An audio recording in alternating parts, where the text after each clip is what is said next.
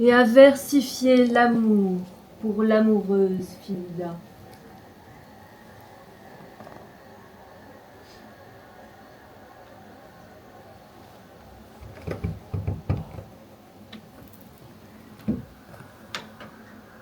Pourquoi es-tu ici de retour des confins les plus reculés de l'Inde?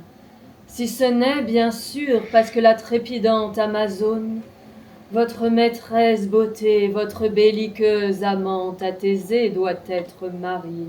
Comment oses-tu, Titania, me reprocher mon crédit auprès d'Hippolyta, quand tu sais que je sais ton amour pour Thésée? N'est-ce pas toi qui la guidais dans la clarté de la nuit?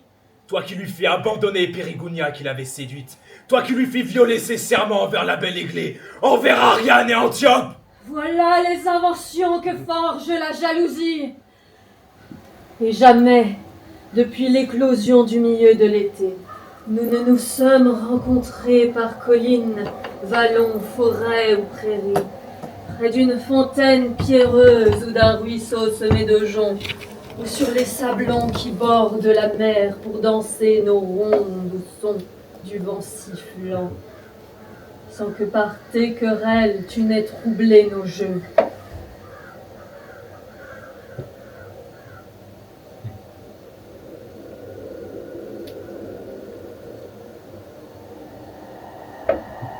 Aussi les vents qui soufflaient en vain pour nous sur leurs pipeaux, comme pour se venger, ont aspiré de la mer des brumes pestilentielles qui, retombant sur la terre, ont rendu les moindres petites rivières si orgueilleuses qu'elles ont débordé de leur lit.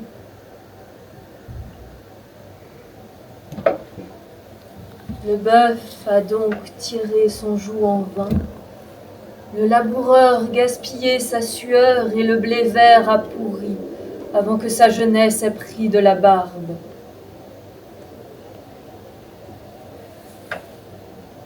L'enclos reste vide dans le champ noyé, et les corbeaux s'engraissent sur le bétail pestiféré. Le jeu de marelle est recouvert de boue, et les ingénieux labyrinthes sur l'herbe luxuriante, faute d'être foulés, ne sont plus discernables. Les mortels humains n'ont plus la joie de l'hiver. Plus une nuit n'est bénie par des hymnes ou des chants de Noël. Aussi la lune, blême de fureur, détrempe-l'air si bien que les rhumatismes abondent, et à travers ce trouble du climat, nous voyons changer les saisons. Les gelées à tête blanche s'abattent sur le tendre giron de la rose pourpre et au crâne chauve et glacé du vieil hiver, une couronne odorante de bourgeons d'été parfumés et comme par dérision posée. Le printemps, l'été, le fertile automne, l'hiver coléreux échangent leurs livrées habituelles, et le monde, frappé de stupeur, ne les reconnaît plus à leur récolte. Et cette même engeance de malheur provient de notre discorde, de notre dissension. Nous en sommes les parents et l'origine.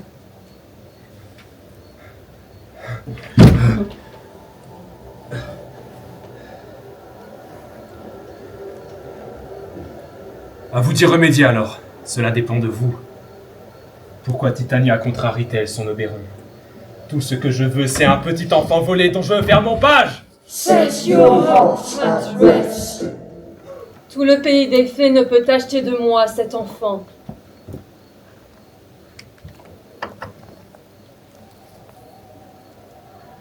Sa mère était une fidèle de mon ordre. Et dans l'air épicé de l'Inde, la nuit, bien souvent, elle fut mon amie à mes côtés. Assise avec moi sur les sables jaunes de Neptune, regardant les navires marchands embarqués sur la mer. Et nous avons ri de voir enfler leurs voiles, leurs gros ventres arrondis par le vent luxurieux. Et elle, les Saint-Jean de sa jolie démarche ondulante les imitaient. Elle voguait sur la terre pour aller me chercher de petits cadeaux et revenait comme d'une traversée riche de marchandises.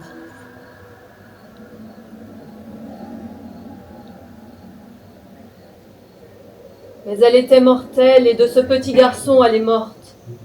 Et par amour pour elle, j'élève son petit garçon. Et par amour pour elle, je ne m'en séparerai pas. Combien de temps encore comptez-vous rester dans ce bois? Peut-être jusqu'au lendemain des noces de Thésée. Si vous voulez patiemment danser dans notre ronde et voir nos fêtes au clair de lune, venez avec nous. Sinon, fuyez-moi et j'éviterai vos repères. Donnez-moi cet enfant et je viens avec vous. Non, pas pour tout ton royaume féerique. Si je reste plus longtemps, nous nous fâcherons pour de bon.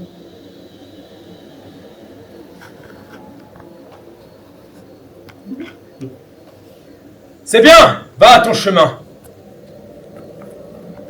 Tu ne sortiras pas de ce bois que je ne t'ai châtié pour cet outrage. Puck? Viens, Puck.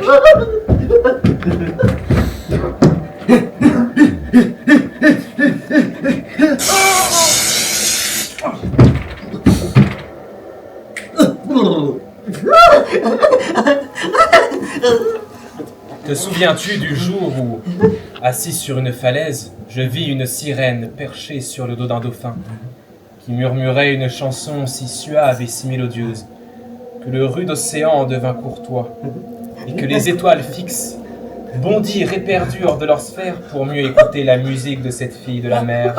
Oh oui, nous nous en souvenons. Au même instant, je vis,